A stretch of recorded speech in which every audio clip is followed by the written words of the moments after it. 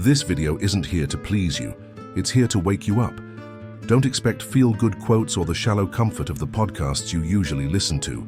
Here, the talk is direct, uncomfortable, and it'll press on wounds you've probably been avoiding for years.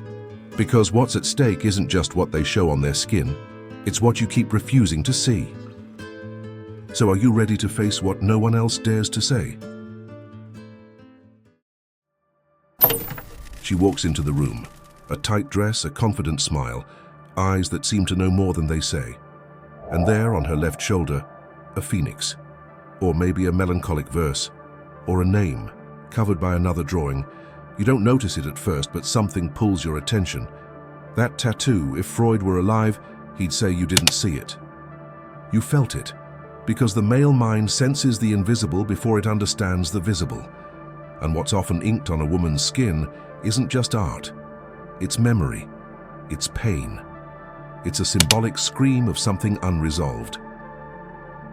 The question no one dares to ask is, what is a woman trying to tell the world when she chooses to permanently mark her skin? Freud studied symptoms, but he went further. He discovered that when the unconscious can't speak, it draws, on the body, in dreams, in slips of the tongue, and sometimes on the skin. Have you ever stopped to think why some tattoos speak louder than words? Why you feel drawn to certain women who carry these marks, or why some of those relationships end up emotionally draining, even when there's no clear reason? Maybe you're not in a relationship with the woman herself, but with what she's trying to forget. Tattoos can be art, expression, beauty. But in many cases, they're records of moments she never wanted to remember, but couldn't bury either. And when you touch that marked skin, you're not just touching the present, you're touching the past. A past she may never tell you, but one that will silently seep into the relationship. Freud told us that the unconscious never forgets, it resurfaces. And what isn't processed through words, the body tries to process through gestures, choices, silences, and tattoos. So when you see that little butterfly on her ankle, that distant look when she mentions an ex, or that constant need to prove how free and empowered she is, pause, observe, not with judgment, but with awareness. Because true freedom doesn't need to perform. Pain does. Pain always wants to be noticed, and it often shows itself in ink. This video isn't about condemning tattoos or labeling women. It's about understanding signals. It's about noticing what you've never dared to ask, what is this mark trying to tell me? If you're a man between 30 and 60, you've lived long enough to know that some choices aren't as simple as they seem, and that some stories, even when covered in ink, are still alive, Freud warned us. But were you listening? He used to say that symptoms speak when the mouth cannot, and maybe the tattooed body is the new silent language of untreated pain. It's easy to judge, easier to ignore, but what happens when we actually stop and listen to what the skin is saying? In psychoanalysis, the body is a stage where the unconscious plays out its scenes. Every gesture, every aesthetic choice, every repetition, nothing is random.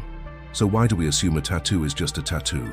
Freud taught that when suffering can't find a path through words, it finds one through symptoms. And symptoms are creative. They can show up as insomnia, anxiety, or a tattoo on the hip with the date of someone's death she never truly got over. Ever seen a woman covered in tattoos and thought, she must be intense? Exactly. Intense often means someone who feels too much and doesn't know what to do with it.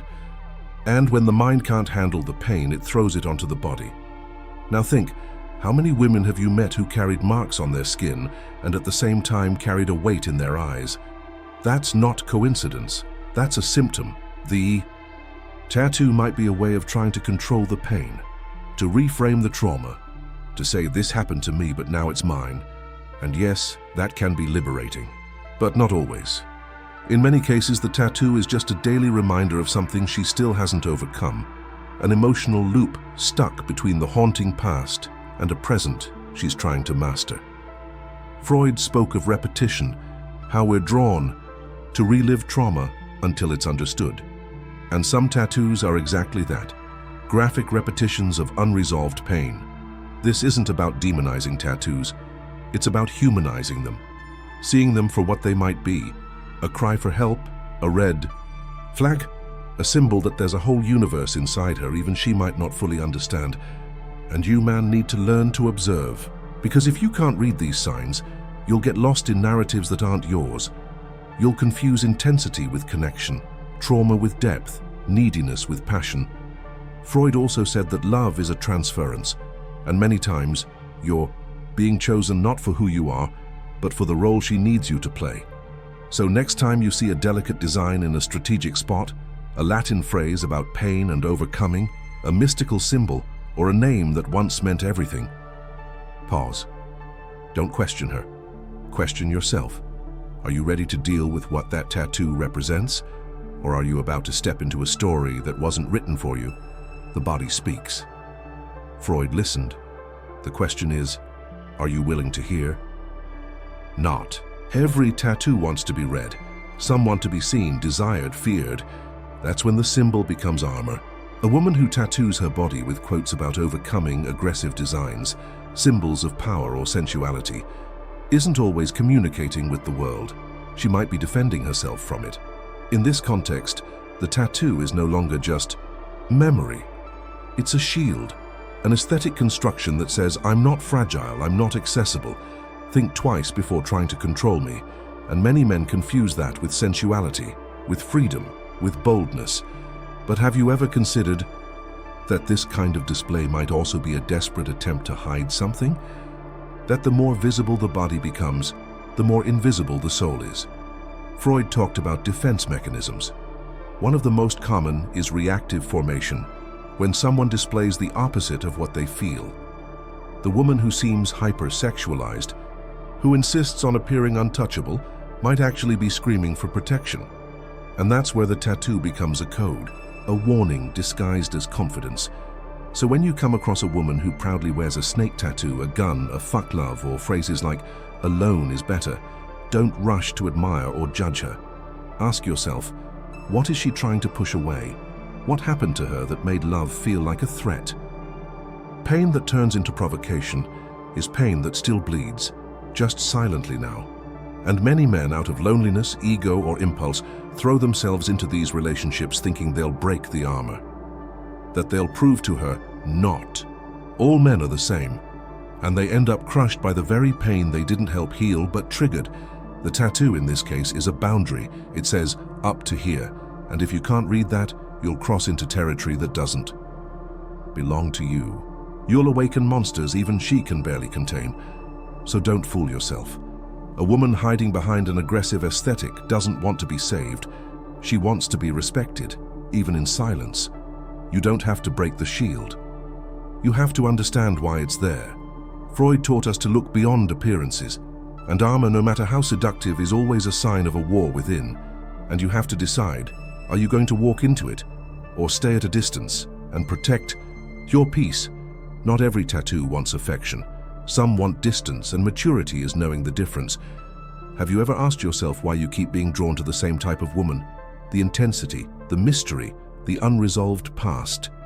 She fascinates. You, consumes you, and then drains you. And the cycle repeats. Freud called it the repetition compulsion, an unconscious drive to relive trauma, hoping for a different ending. But the ending almost always stays the same. Many men think they're in love when in fact they're projecting. They see in a wounded woman the chance to heal themselves, and that's a trap. Because no one saves themselves from someone else's sinking ship. Mature men confuse empathy with responsibility. They see her scars and think, I can handle it. But handling it isn't the same as loving. And when you become more therapist than partner, more shield than man, you disappear. She chose you not because you're the right man, but because you were emotionally available to deal with the wreckage she brought. And you accepted, because your ego liked the idea of being the hero. But heroes bleed too. Freud warned us, love born of need tends to bind, not free. When you feel you need to be necessary to be loved, you trade freedom for validation. Here's the danger. You're not in a relationship with the real woman. You're in a relationship with her pain, and that blinds you. You ignore the red flags, downplay the abusive behavior, romanticize the instability. And before you know it, you're emotionally drained. Wounded women often don't want healing. They want companionship in the chaos, someone to share the weight, not someone to question its origin. And you, trying to help, end up drowning with her. This isn't love, it's emotional symbiosis, a silent pact of pain. She promises to get better, and you promise to endure. Neither delivers because what brought you together wasn't admiration, it was trauma. Freud explained that we can only truly love once we acknowledge our own wounds, when we stop looking to others to fill our emptiness. When, instead of trying to fix someone, we ask, why am I drawn to someone who needs fixing? Are you a man or a nurse, a partner or a savior? Because the choice you make defines what you attract. Men blinded by idealization become easy prey for destructive relationships. And often, this blindness isn't innocent, it's convenient. A way to avoid facing themselves. It's easier to take care of her pain than to confront your own. Easier to be useful than authentic. But the bill always comes, in the form of frustration, resentment, self-abandonment. You're not here to fix anyone, you're here to connect. And real connection requires wholeness, not dependency. Freud would say, when two unconscious minds meet, they heal or destroy each other. Most destroy because they don't see the minefield they're walking into. So next time you're drawn to a wounded woman, ask yourself, am I seeing her or my need to feel needed? You deserve more than a battlefield. You deserve peace. But peace only comes when you stop fighting everyone else's wars. When you enter a relationship, you don't just connect with who she is today. You connect with everything she's lived, her pain, her wounds, her scars, and yes, her tattoos. Freud said nothing we live through disappears. It transforms, relocates, repeats. And when you get involved with a woman shaped by unresolved trauma, you're not starting a new story. You're stepping into a play that began long before you arrived. She might love you, but she loves you from a script written by past pain. And unknowingly, you start acting like the opposite of who hurt her. You mold, adapt, repress, just to avoid triggering ghosts you don't even know. And that's exhausting, because a man tiptoeing all the time isn't loving. He's trying to survive emotionally a story that isn't his. And that kind of relationship is like walking through a minefield, silent, tense, unstable. You notice certain topics are off limits. Some reactions are out of proportion. Simple gestures like not replying to a text for hours are seen as abandonment. And yet, you stay, because you believe true love demands patience. But it doesn't. It demands courage, not fear of loss. Her tattoo might mark an unprocessed pain, and you become its container, unwittingly. And when you try to talk about it, she shuts down, blames you, avoids the conversation. Because even she doesn't know how to handle what she's carrying. Freud said what's unremembered gets revived.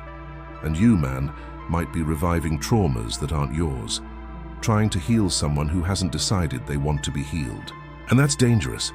You begin to erase yourself to keep the relationship alive. You silence yourself to avoid conflict. You accept things you'd never accept under other circumstances. And in the end, you don't even know who you are. Many men involved with women carrying heavy pasts become weakened versions of themselves. Their energy, focus, clarity, all dissolve in the name of a love that demands not just giving, but sacrifice. But Freud was clear, no healthy love demands self-annihilation. And if you're self-annihilating, you aren't a partner. You're a martyr, and martyrs die, sometimes in silence.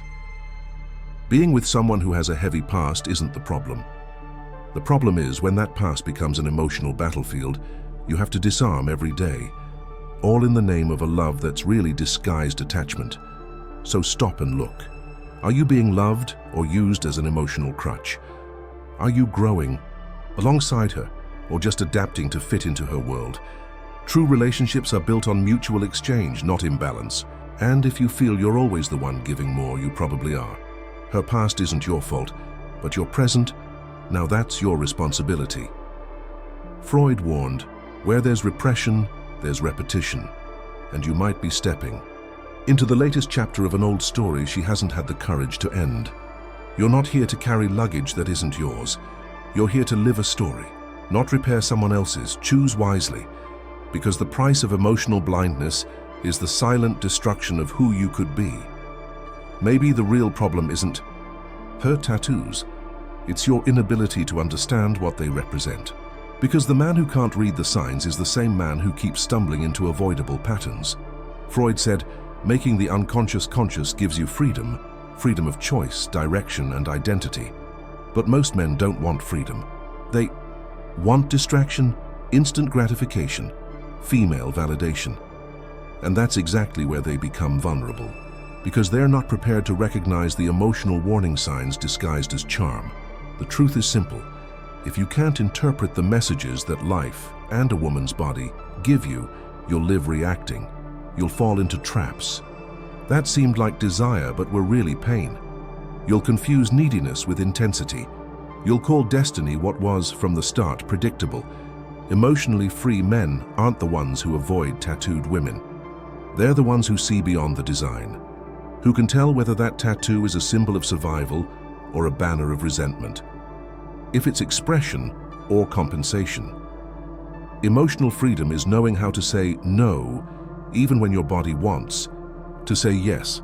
It's recognizing that some connections aren't opportunities, they're tests, and that not every wounded woman wants or can love healthily. Freud taught that a man who knows himself doesn't submit to unconscious repetition. He breaks the cycle, he observes, he chooses, and above all, he respects himself. You can admire a woman without committing to her chaos. You can feel desire without confusing it with fate. You can be kind without becoming available for any emotional burden. But to do that, you need maturity. And maturity comes when you stop renegotiating your principles to please someone who barely knows what they want. You don't need to judge her tattoo.